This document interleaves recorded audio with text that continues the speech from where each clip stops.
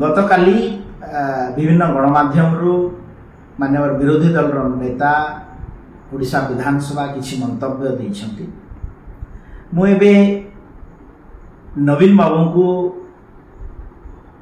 प्रश्न पचारिबा चाहे जे आपणक मुहरु नीति एवं नैतिकता शोभा पाउ नहीं एवं आपणकर एभलिया मंतव्य दुर्भाग्यजनक। आपणकर शासन समय रे जेतबे मुख्यमंत्री थिले 2019 रु 2024 रे मु मध्य विधानसभा विरोधी दल भारतीय जनता दल सदस्य थिले एवं सेतबे अनेक घटना घटुथिला किंतु आपण नीरव एवं राज्यवासी जेतबे आपण स्पष्टीकरण चाहुथिले सेतबे आपण नीरव एवं स्पष्टीकरण की उत्तरदायित्वर कथा कहु नथिले। आर उत्तर देबे कि ममता मेहर हत्याकांड हो, चिटफंड घटना कथा हो, महंगा डबल मर्डर कथा हो कि आपण समय स्वास्थ्य मंत्री नव दासंकर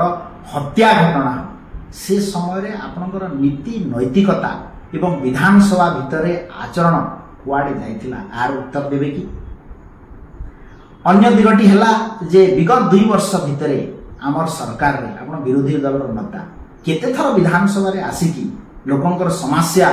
एवं बजेट अधिवेशन रे आलोचना करिसंती तार उत्तर रखिबे कि। अन्य दिगटी हैला जे आपणक सरकार समय परीक्षा और नियुक्ति प्रसंग रे मध्य अनेक घटना आसीची जेमिति कि 2015 रे पुलिस कनेस्टेबल नियुक्ति अनियमितता, 2016, 2019 एवं 2022 रे ओटीईटी प्रश्न पत्र लीक, 2018, 2019 रे मैट्रिक प्रश्न पत्र विवाद, ओडिशा हाईकोर्ट रो एएसओ नियुक्ति परीक्षा प्रश्न, 2023 रे ओएससी जेई सिविल मैन परीक्षा बातिल एवं ओएससी अकाउंटेंट परीक्षा को नहीं परीक्षार्थी विक्षोभ ये समस्त समय रे छात्र छात्री माने राजरास्ता को ओह्लाई थिले। आपनकर नीति नैतिकता सितरे कुआडे जाउ पला किंतु आम सरकार लोकंकर सरकार केंद्र रे यशस्वी प्रधानमंत्री नरेंद्र मोदी जी कर नेतृत्व रे पार्लियामेंट रे public examination prevention of unfair means act 2024 प्रणयन करी प्रश्न पत्र लीक और परीक्षा ठकई विरुद्ध रे कठोर आईनगत पदक्षेप ग्रहण करा जायछि एवं आम सरकार मध्य यहाकू विधानसभा रे पारित करिसंती एवं नीट प्रश्न पत्र लीक घटना को केंद्र सरकार गुरुत्व सहित नहीं।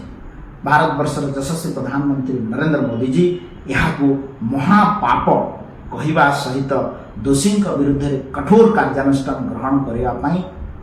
देशवासी प्रतिश्रुति देइछंती एवं सरकारी कल को निर्देश देइछंती। छात्र छात्री माने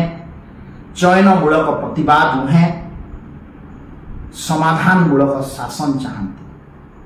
क्षमतारे थिला बेले आपणकर नीरवता एवं क्षमता छाड़िबा पड़े केवल प्रतिवाद यह राज्य युव समाज को आउ ग्रहणीय हेब नाही।